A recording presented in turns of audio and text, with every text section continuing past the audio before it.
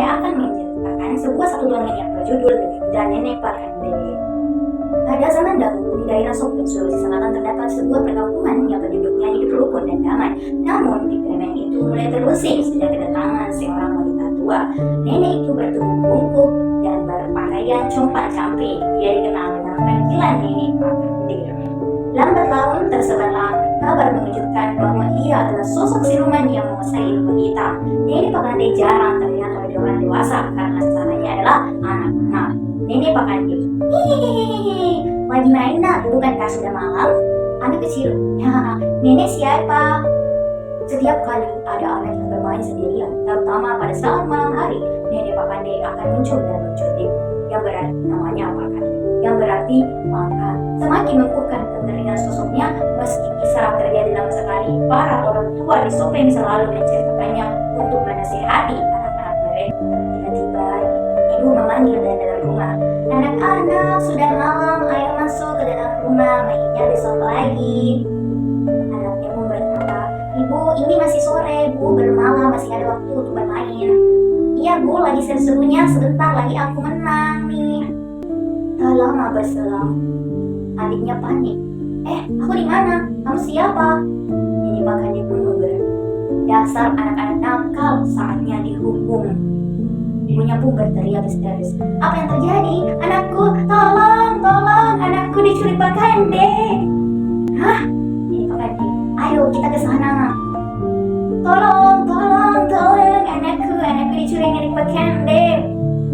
Tenanglah, kemana dia pergi? Malam itu juga, warga berbondong-bondong menuju hutan tempat adik berceria bersembunyi. Mereka menggeledah setiap sudut hutan, namun hingga fajar menyingsing jejak Nenek Pakande tak juga ditemukan. Keesokan, Labedu pun muncul mendekati kerumunan. Selamat pagi bapak-bapak, perkenalkan, nama saya Labedu. Saya dengan bapak-bapak dengar ingin menangkap Nenek Pakande. Mereka pun berkata, betul anak muda, kami sedang mencari cara untuk menangkapnya, namun kami masih dalam kebingungan. Labedu pun, saya punya ide, tapi saya butuh bantuan bapak-bapak untuk menyiapkan peralatannya. Warga pun berkata, tentu saja kami akan membantumu. Di sore harinya, warga berkumpul kembali di depan rumah Labedu membawa berbagai barang. Labedu pun berkata, baiklah, batu-batunya juga sudah terkumpul, semuanya sempurna. Begini, saya akan membuat jebakan untuk Nenek Pakande. Seseorang harus menyamar menjadi monster dan lainnya berjaga-jaga. Saat nenek itu terjebak, kalian harus segera menangkapnya. Semuanya paham? Tampak pun keluarga berkata, paham pak, paham. Malam itu rencana pun dijalankan. Seluruh desa sengaja dibuat gelap gulita. Hanya rumah Labedu yang berpenerangan sehingga sangat mencolok.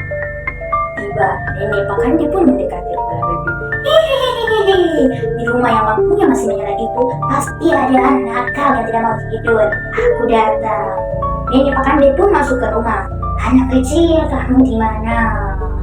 Labedu pun berkata dengan suara menggeram menyamar sebagai monster. Pakande, Pakande. Siapa itu? Mau apa? Mau apa kamu? Labedu pun dengan bersuara monster. Seperti kamu yang suka menculik anak kecil, aku juga suka menculik nenek tua jahat. Pakande pun, mustahil, kamu tidak akan bisa menangkapku. Kau mau menantangku? Apa kau berani? Rasakan ini, monster mengerikan. Wahahaha, dengan nada pede-pede. Pakande pun terpeleset pada belut dan lilinnya telah disiapkan. Labedu pun membuatnya terjatuh dan terangkap. Sejak saat itu, kisah tentang Nenek Pakande harus diceritakan secara turun-temurun di desa itu. Ada pesan moralnya bagi turutilah perkataan orang tua. Ada waktu untuk bermain dan jangan berlebihan. Terutama ketika malam tiba, bersegeralah pulang, berkumpul dan berlindung bersama keluarga tercinta. Baik, terima kasih adik-adik telah menonton dan menyaksikan video akhir dari kisah Nenek Pakande saya.